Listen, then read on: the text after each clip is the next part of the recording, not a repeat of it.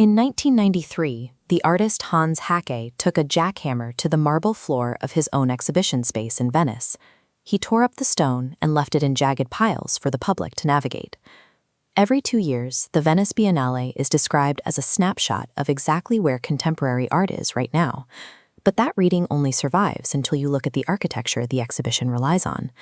Look closer, and 71% of the countries participating are displaying their work inside structures designed decades before they arrived. They are operating inside a decision someone else made. The clearest case is the building Haacke was assigned, the German Pavilion. It was permanently rebuilt in 1938 in the imposing, heavy style of the regime in power at the time.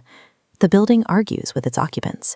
Haacke leaving visitors to pick their way across the shattered floor was a necessary physical attack on the structure itself. He won the exhibition's highest award for doing this. Making the building the subject was the only valid response left to the artist. An unexamined container eventually extracts a toll from whatever is placed inside it. Either you figure out how to answer the architecture, or you spend your turn dismantling it.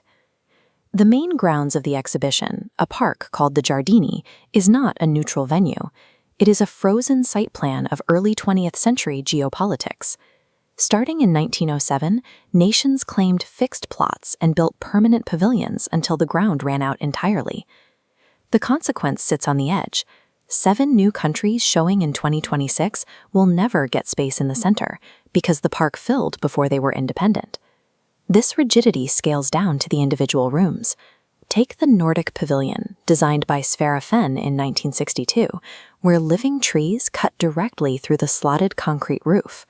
An artist assigned to this space does not get a blank canvas. They inherit Fehn's lighting, his proportions, and his highly specific opinions about how a wall should meet a floor.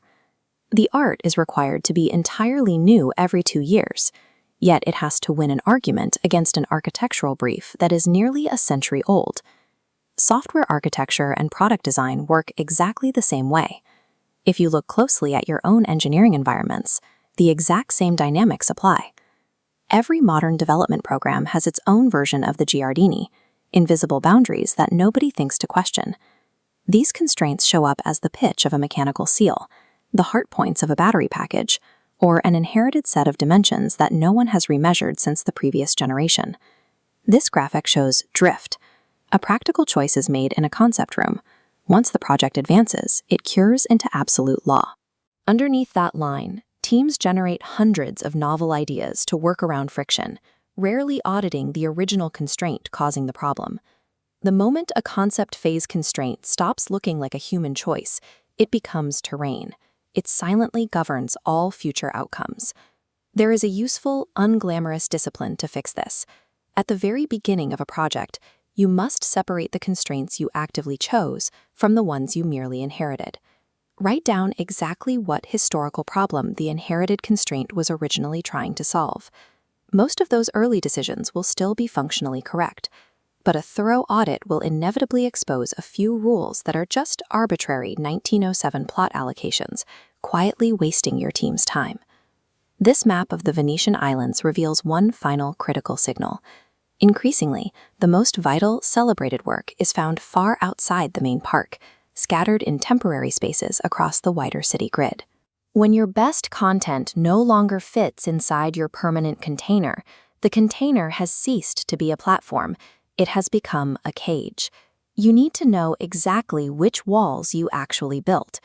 Design choices are as cheap as a sketch when they are first made, but they are brutal once they are tooled into reality. It is built for design teams. Depix,